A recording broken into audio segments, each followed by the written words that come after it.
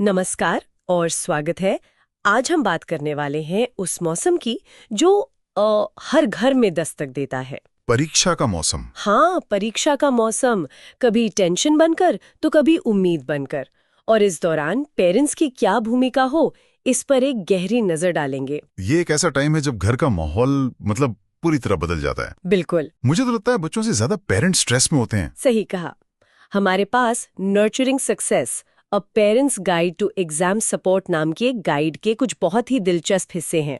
और आज हमारा मिशन ये पता लगाना है कि पेरेंट्स अपने बच्चों के स्ट्रेस का कारण बनने की जगह उनकी सफलता का सबसे बड़ा सपोर्ट सिस्टम कैसे बन सकते हैं। इस गाइड की शुरुआत एक कमाल के उदाहरण से होती है। लिखा है, हमारे बच्चे प्रेशर कुकर नहीं है कि हम उन पर उम्मीदों की सीटी बजाते रहे। चलिए इसी बात से आज की चर्चा शुरू करते हैं। ये जो प्रेशर कुकर वाली बात है ना, ये एकदम ऑन पॉइंट है ना? हाँ, इसने पूरी डिस्कशन का टोन सेट कर दिया है।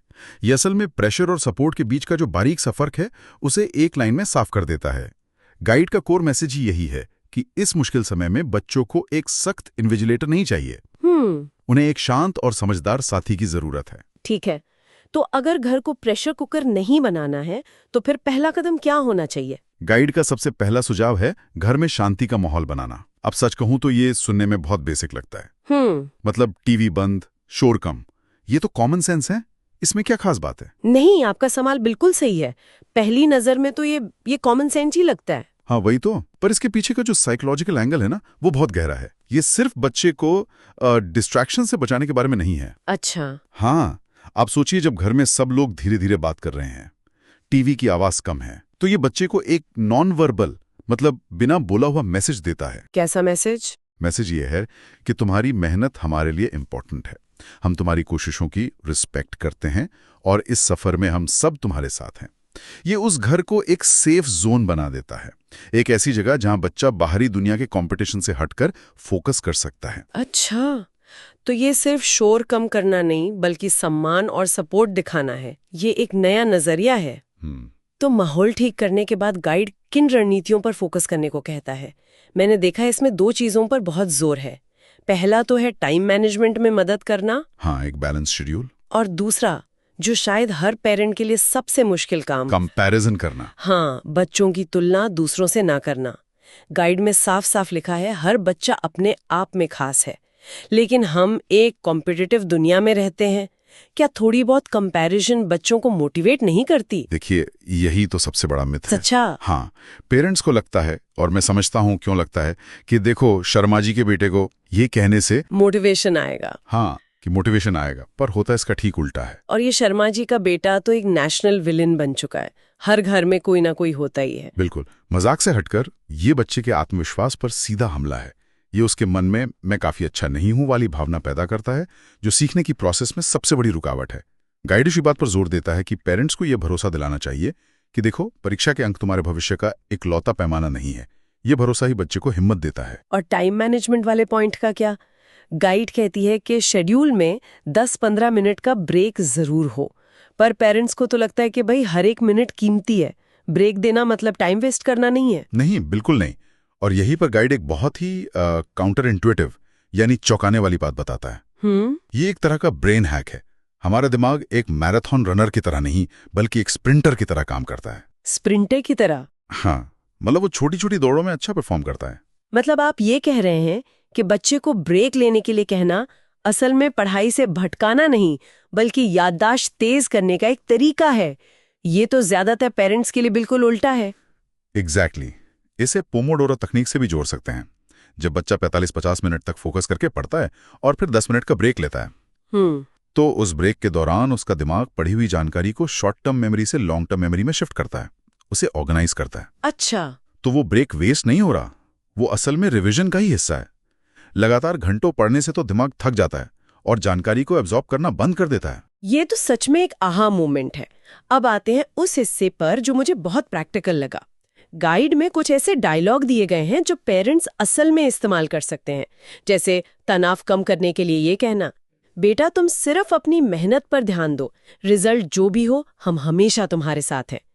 ये लाइन सुनने में तो सिंपल है, पर इसका असर इतना गहरा कैसे हो सकता है? क्योंकि ये जो एक लाइन है ना, ये बच्चे के ऊपर से सबसे बड़ा बोझ हटा देती है। परिणाम का बोझ। बिल्कुल, परिणाम का बोझ। परिणाम बच्चे के कंट्रोल में पूरी तरह से नहीं होता, पर मेहनत होती है। जब पेरेंट्स कहते हैं हम तुम्हारे साथ हैं नो मैटर व्हाट, तो वो बच्चे को अनकंडीशनल प्यार और सपोर्ट दिखाते हैं। इससे डर खत्म हो जाता है। गाइड में एक और लाइन है, जब कोई चैप्टर मुश्किल लगे तो कहें मुझे पता है कि ये चैप्टर थोड़ा कठिन है, लेकिन तुम्हारी मेहनत उससे कहीं ज्यादा बड़ी है, तुम कर सकते हो। ये एम्पैथी दिखाने का सबसे अच्छा तरीका है। इस वाक्य से आप बच्चे की मुश्किल को एक्नॉलेज कर रहे हैं, उसे खारिज नहीं कर रहे हैं। मतलब ये नहीं कह रहे कि अरे इसमें क्या मुश्किल है। बिल्कुल, आप कह रहे हैं हाँ ये मुश्किल है, पर तुम इससे ज्यादा मजबूत हो। इससे बच्चे को लगता है कि उसे समझा जा रहा है। और गाइड में नींद को लेके एक बड़ी अजीब बात लिखी है।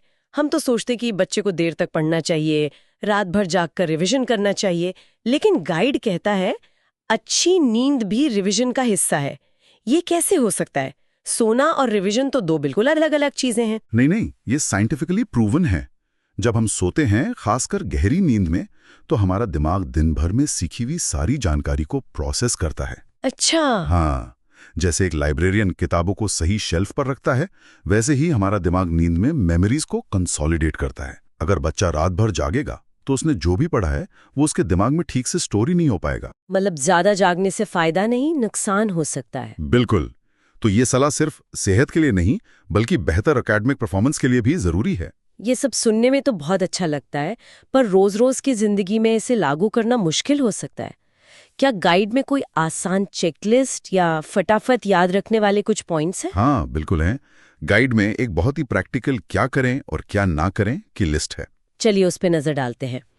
क्या करें में है हेल्दी डाइट, जैसे फल और मेवे दें। सिलेबस को छोटे छोटे गोल्स में बांटें। मुस्कुराकर बात करें और उनकी सुने, उनसे पूछें कि उन्हें क्या समझ नहीं आ रहा। और क्या न करे में है जंक फूड न दें, लगातार 3-4 घंटे बैठने का दबाव न डालें, तुलना तो बिल्कुल ना करें, और हर 5 मिनट में कमरे में जाकर टोका टोकी ना करें। इस लिस्ट में से कुछ पॉइंट्स पर थोड़ा और बात करना जरूरी है, जैसे डाइट। ओके। भारी तला भुना खाना शरीर में सुस्ती लाता है, जिसे हम फूड कोमा भी कहते हैं। इससे दिमाग की सतर्कता कम हो जाती है। वहीं नट्स, फ्रूट्स जैसे हल्के स्नैक्स दिमाग को स्टेडी एनर्जी देते हैं। और ये जो टोका टोकी वाला पॉइंट है, ये मुझे बड़ा दिलचस्प लगा, क्योंकि पेरेंट्स को तो यही लगता है ना कि हम मदद कर रहे हैं, जाके देख रहे हैं, पर अगर हम चेक नहीं करेंगे तो पता कैसे चलेगा कि बच्चा पढ़ रहा है या कुछ और कर रहा है। हाँ, ये चिंता स्वाभाविक है, पर यह तरीका काउंटर प्रोडक्टिव है। कैसे? जब कोई गहरी एकाग्रता या फ्लो स्टेट में होता है, तो हर 5 मिनट में दरवाजा खोलकर पूछना सब ठीक है, उसके फ्लो को तोड़ देता है। उसे वापस उस लेवल के फोकस पर आने में 15-20 मिनट लग सकते हैं। और इसके अलावा ये एक छिपा हुआ संदेश भी देता है कि मुझे तुम पर भरोसा नहीं है। ओह। हाँ, और भरोसे की ये कमी बच्चे को और ज्यादा तनाव में डाल सकती है। समझ गई। मतलब भरोसा दिखाना बार बार चेक करने से ज्यादा असरदार है। अब आते हैं आज के सबसे बड़े विलेन पर, मोबाइल फोन। बिल्कुल, जिसके बिना कोई भी पेरेंटिंग गाइड अधूरी है।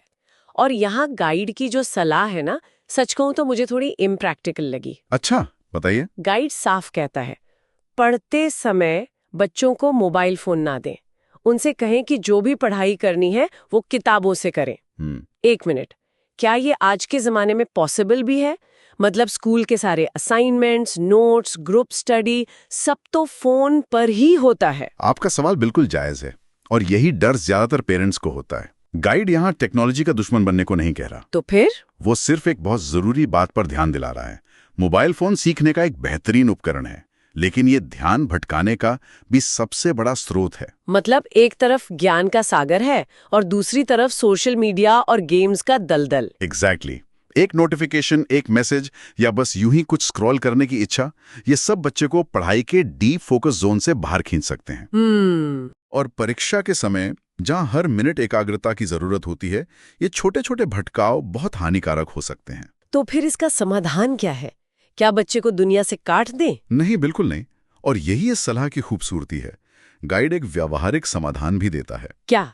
वो कहता है कि आप बच्चे के साथ मिलकर दिन में 10 से 15 मिनट का 1 या 2 स्लॉट तय कर सकते हैं। ओके। जब वो सिर्फ अपनी शंकाओं को दूर करने, ऑनलाइन कुछ सर्च करने या दोस्तों से पढ़ाई डिस्कस करने के लिए फोन का इस्तेमाल कर सकता है। अच्छा, तो मतलब एक टाइम फिक्स कर दें। हाँ, ये एक बहुत ही संतुलित दृष्टिकोण है।